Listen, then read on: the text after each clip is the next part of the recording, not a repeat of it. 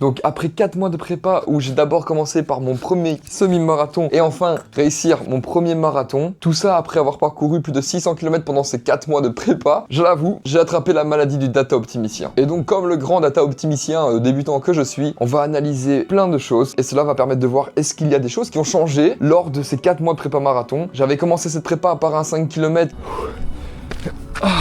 Voilà, du coup 25 minutes 34, mes 5 km. Que j'ai retenté au milieu de celle-ci.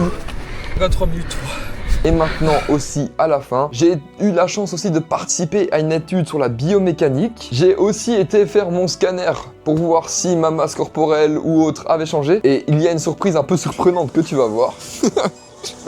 Et la grande question que je me posais avant ce marathon, c'est est-ce que je vais perdre de la force? Et ça aussi on va le voir. Je pense que pour tous les gens qui sont comme moi, c'est-à-dire des data optimiciens, on va être servi. Bonne vidéo. Donc maintenant on se retrouve après 4 mois. 24 février de notre Ouais, on a fait un test 5 km avant la prépa marathon, plus ou moins au milieu. 24 février, Ouais, on va se tester maintenant. J'ai quand même la petite appréhension, mais il faut le prendre léger. On n'est pas préparé pour ça, nous on a été préparé pour l'endurance. C'est juste pour le kiff des data, pour avoir encore plus de data. Et voilà. Quel objectif? Sur 22 minutes, enfin non, du coup 21 minutes. On va voir. Il faut aussi voir si le genou va tenir la vitesse pendant. Ouais, parce que Mathieu, c'est le pro des petites blessures. Ouais, c'est un peu des petites chiant. blessures qui font juste chier. Elles vont pas handicaper, mais elles font juste chier, tu vois. Bah, il faut voir. Et ce qui est bien, c'est que plus tard dans la vidéo, lors du test de biomécanique, on pourrait comprendre en théorie pourquoi Mathieu a cette petite blessure. Mais avant ça, go s'échauffer et partir pour ce que je nomme l'enfer sur Terre. C'est-à-dire aussi le purgatoire, tout ce qui peut être dans le mal. Le 5 km, c'est horrible.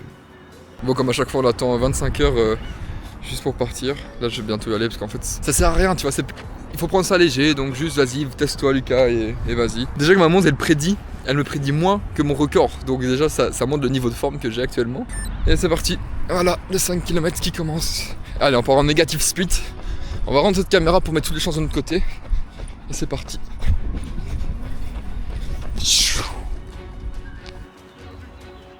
Ça va être dur, hein, on le sent. Bah, c'est comme ça. Hein.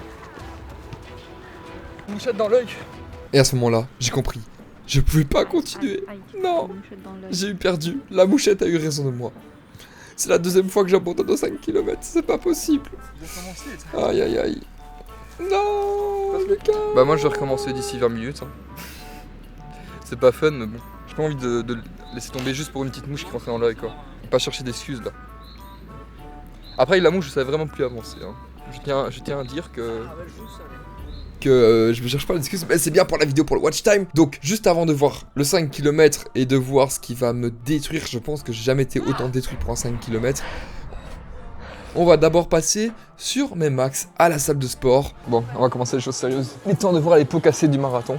On va faire une à 2 à 120 pour continuer l'échauffement et puis augmenter. L'objectif était de augmenter les poids ou du moins ne pas perdre en force. Alors est-ce que c'est validé ou pas? C'est ce qu'on va voir maintenant.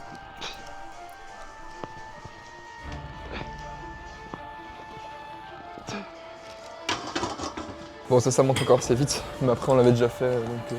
Non, ça va être dans les poids plus hauts, dans les 130, 135. On va retenter 140, même si j'en doute fort, mais bon, on va voir. Donc mon record absolu au bench, c'est 140 kg, mais avant la prépa marathon, donc il y a 4 mois, j'étais à 130 kg. Donc c'est la barre que je dois valider pour montrer que je n'ai pas perdu de force. Ça c'est vraiment... Si je passe pas ça, c'est que j'ai énormément perdu. Hein? T'as pas des déraqués là. Vas-y, t'as rien perdu là. Max ou pas? Non, c'est pas le max, ça c'est 130. Allez, maintenant c'est maintenant le vrai jeu qui commence.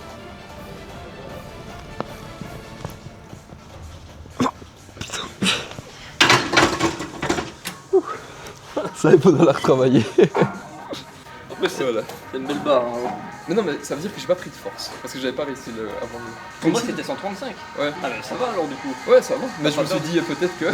Ah oui, non. Ouais, non, j'avais de l'espoir. Donc là, je viens de finir le bench, on va faire la traction lestée. Bon, la traction lestée, honnêtement, je la sens pas du tout. J'avais validé 50, je crois, on va faire 50. On va quand même essayer le 60 juste pour le fun parce que c'était mon max absolu. Donc mes max absolus c'était 140 au bench et 60 kg en traction lestée. Mais avant le marathon, donc j'étais à 130 au bench et 50, je crois, au traction lestée. Donc ce qui prouve déjà qu'au bench, j'ai pas perdu de la la force. Donc ça c'était un de mes objectifs, donc je suis content. J'ai pas évolué, mais j'ai su stagner. Et ça c'est bien parce que niveau force, bah, j'ai su stagner et niveau cardio j'ai évolué. Donc au total, ma capacité sportive, si on peut dire ça comme ça, a évolué quoi. Donc ça je suis content. Ça c'est un très bon point positif. Donc là je vais continuer la petite montée en gamme pour les tractions lestées. Il me reste plus que 20 minutes avant que la salle ferme, donc on va se dépêcher. Et on est parti. Bon, je vais quand même la filmer.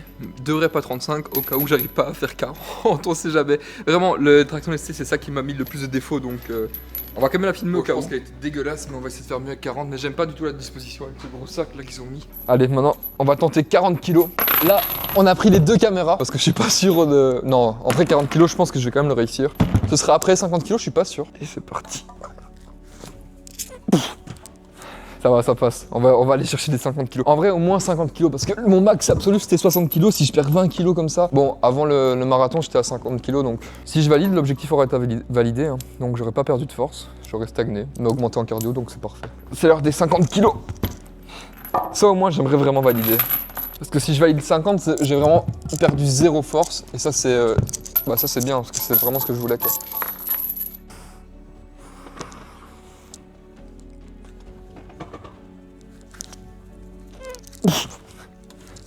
Est-ce que je l'ai eu? Je sais pas. Ça me ferait chier si c'est pas validé, mais après je comprends parce que les tractions c'est vraiment traction lestée, hein, pas traction normale. C'est celui que j'ai moins le fait parce que c'est ça qui me taxe le plus nerveusement comparé au bench. Voilà, on va voir. Après on a évolué en cardio, hein, c'est comme ça qu'on se rassure. Mais donc en vrai, ça va, je suis assez content, tu vois, j'ai quand même fait un marathon, donc c'était logique que j'avais pas prendre assez de force. Et puis, je pense que ce qui m'a fait défaut, c'est un niveau de discipline totale. Ça, ce sera des débats sans fin, et c'est une amélioration sans fin aussi, et j'en suis qu'au début. Un niveau de discipline à améliorer sur le total de sa vie, ça, je suis d'accord. Et oui, la grande question maintenant, c'est ce 5 km. Après m'être fait stopper par une mouchette, tu te rends compte, j'ai même pas été bloqué par une mouche, j'étais bloqué par une mouchette. Je peux rajouter ça dans mon palmarès, tu vois, arrêté par une mouchette. Let's go! Il est temps de enfin aller retenter 5 km. Là, on est plus dans le cardio. On est dans la vitesse, donc c'est pas ce que j'ai travaillé. Mais voilà, je me cherche des excuses parce que... Tu comprends. Après, voilà, pour ma défense, voilà, c'est pas, je cherche pas d'excuses, mais je voyais plus d'un œil parce que la mouchette était en plein milieu du truc. En plus, elle était vraiment en dessous de la paupière. J'ai dû enlever ma paupière comme ça et l'enlever. Enfin bref, tout ça pour dire que je vais recommencer. J'ai attendu au moins un petit 10 minutes, je pense. Allez, on est parti. Et voilà, deuxième tour. Ouais, je vais pas parler, je vais me focus direct. Et voilà. Allez, maintenant on va rentrer dans le focus absolu. Allez. Je vais aller me mettre devant lui pour essayer de me faire gagner en vitesse. Allez. Mathieu va venir t'encourager. Ah bah du coup non. Il reste 3 km. Il reste 3 km. Ça fait au moins 10 minutes encore. Hein. 8-10 minutes. Il dit comme ça, apparaissent très court. Oui, non, c'est infernal. hyper long. C'est le plus long. Allez Lucas, abandonne pas. Allez Lucas, t'abandonnes pas.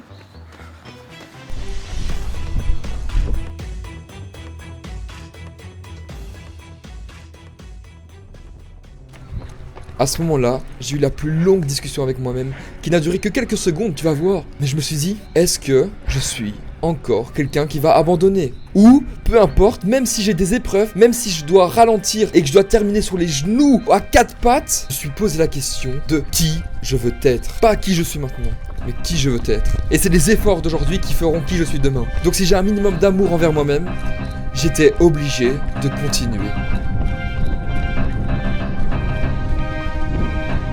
Allez Lucas, allez Lucas. Pourquoi il s'est arrêté? Je crois qu'il est quasiment au bout aussi, je pense. Ça, il baisse légèrement les bras et puis il repart. Il s'est arrêté. Non, il doit reprendre.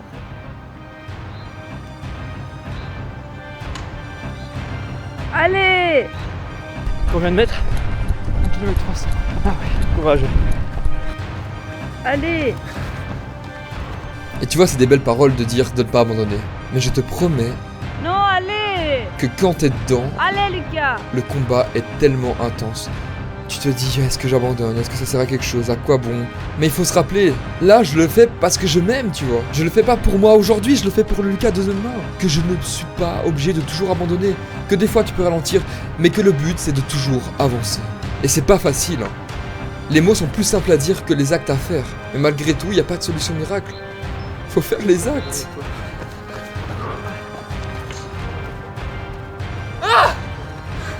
Ah ah.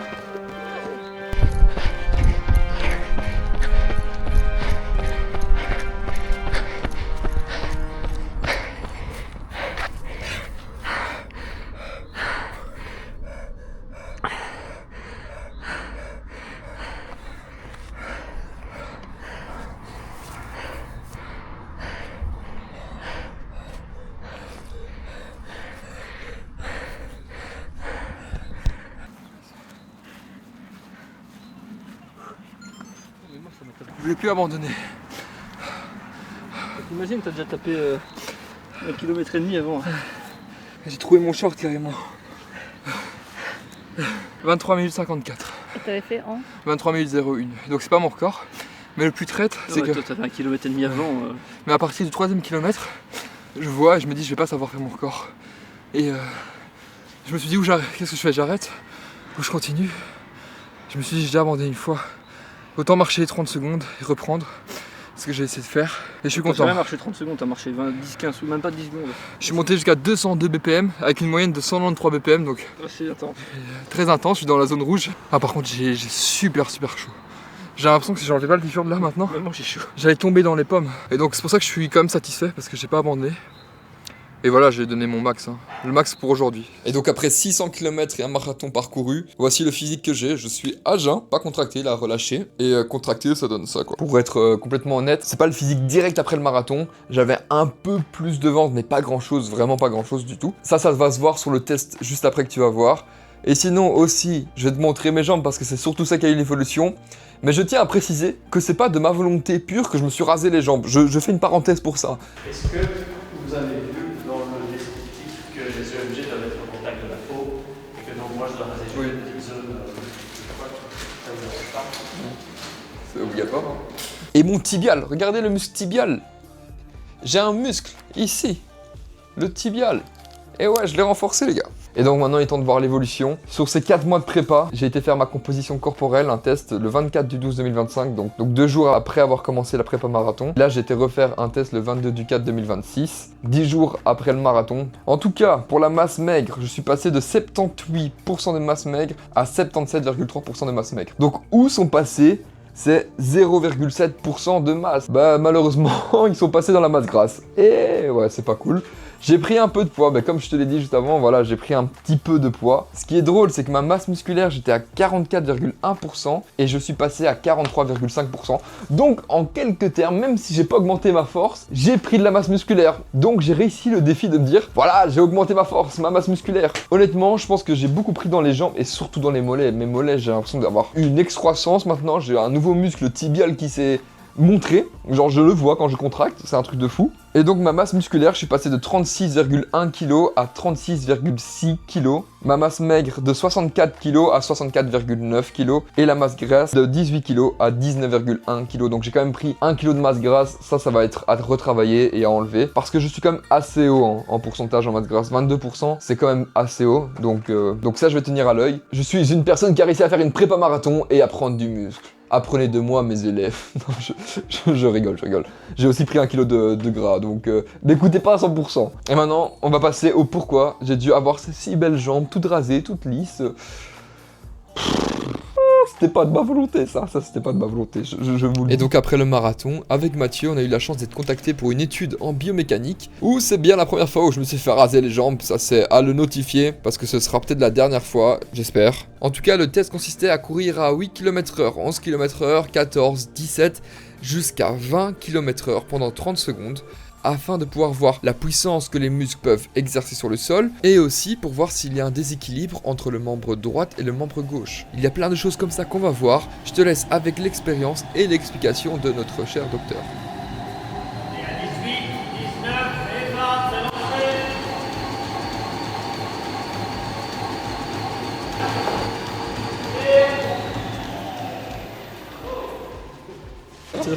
Prêt à devenir un robot aussi. Pas devenir un robot. Motion picturisé. Je sais pas si t'as vu des Mais en vrai c'est drôle, ça j'ai pas vu encore, je verrai après. Et 20, c'est lancé. 3, 2, 1, on. Ouais, c'est chouette hein. Donc Donc la première chose qu'on va venir voir, c'est est-ce qu'on a une force qui est symétrique sur les deux jambes. Donc en gros, est-ce qu'on met autant de force à gauche, à droite pour pousser le sol avec nos jambes? Pour Lucas, j'ai quelque chose qui est relativement symétrique. À droite, tu pousses avec une force de 24,7 Newton-kg, avec à gauche avec 24 Newton-kg, et c'est toujours un poil plus fort à droite qu'à gauche. Donc je ne dirais pas forcément que tu as un pied qui pousse plus que l'autre côté. Pour Mathieu, tu fais 26,3 à gauche, 25,9 à droite. Donc dans les max, c'est aussi quasiment la même chose de chaque côté, avec la gauche qui pousse un tout petit peu plus que la droite en moyenne à chaque fois. Pas forcément tirer une position par rapport à ça. La deuxième chose, c'est est-ce qu'on pose le pied droit et le pied gauche de la même façon? Par contre, dans la forme de la courbe, Lucas, ça a l'air d'être relativement symétrique. Et Mathieu, il y a quand même une petite différence dans la pose de pied au sol. Donc à droite, je vais avoir quelque chose qui va freiner très vite et puis après décélérer progressivement, alors que le pied gauche, première partie de freinage va être un poil plus basse, suivi d'un freinage ici qui est un peu plus long. Plus cette pente est raide, plus pourrait avoir des problèmes, de blessures dans les étages qui vont être peut-être un peu plus supérieurs. Et donc théoriquement, vous serez tous les deux sujets à quelque chose plus à droite qu'à gauche. Théorique, c'est pas pour ça que vous allez plus vous blesser d'un côté que de l'autre théoriquement, mais par rapport à la récupération. Qu'on avait changé, on avait passé de 3 séances à 4 séances au marathon. C'est ce qu'il a eu. Moi, au bout d'une semaine, j'ai commencé à avoir une douleur au périostite que j'ai un peu avec des élastiques. Et ça s'est assez stabilisé assez vite, mais c'était vraiment sur la droite du coup. Okay. Ça fonctionne bien quand je l'explique ici, mais c'est pas forcément 100% de chance. Ah oui, non, J'ai 50% de chance d'avoir raison en disant ça.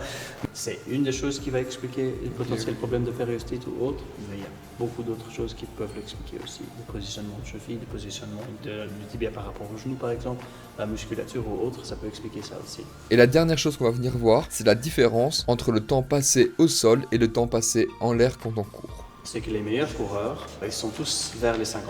Comme vous voyez, toi tu es à 173, toi tu es à 184. Le marathonien qui fait des 2h14 au marathon, il est à 171 millisecondes au sol. Donc, 4 millisecondes de différence, ou même 2 millisecondes de différence. C'est pas ça qui change grand-chose. Ce qui change, c'est que lui, par exemple, il va passer 164 millisecondes en l'air, toi tu es à 112. Et puis toi, tu es à 130. Il fait des plus gros bonds, il passe plus de temps en l'air en fait. Ok. Et comment il fait ça? Il a une puissance musculaire qui est plus élevée. Si vous jetez une balle par terre avec plus de force, elle va rebondir plus loin. Si vous jetez une balle par terre avec moins de force, elle rebondira un peu moins loin. Mathieu, tu es à 20 watts kilo. Lucas à 18 watts kilo. Monsieur 2h14, il est à 27,5 watts kilo. Ah, okay. Le meilleur qu'on a eu était à 30 watts kilo. Et donc, c'est avoir une puissance qui est plus élevée pour réussir à voler plus longtemps. Et donc voilà, j'espère que j'ai su satisfaire toutes tes envies de data optimicien. Mais un petit message à faire passer avant tout ça, c'est d'abord abonne-toi si ça t'a plu. Je t'envoie des vidéos, tu mets un petit like et tout, c'est trop cool. Mais surtout, les premiers moments où tu commences une activité, c'est chouette. C'est cool d'analyser, d'essayer de comprendre ce qu'on fait. C'est important, mais le plus important reste quand même de faire les choses et d'aller courir. Au début, juste aller courir et puis renseignez-vous petit à petit tout en gardant le mouvement. Le plus important, ça reste quand même de faire l'effort. Et le reste viendra. Et bien sûr, si vous pouvez vous renseigner en plus de faire les efforts, là, vous allez progresser à mort. En tout cas, n'hésite pas à aller me suivre sur Instagram. Je poste mes stories de mes entraînements et de petits messages de temps en temps. Et si tu as aimé cette vidéo, n'hésite pas à la liker. Ça m'a fait plaisir de te partager tout ça. À une prochaine vidéo. Ce sera sur mes apprentissages, je pense. Parce qu'il y en a eu. Oh, que si, il y en a eu.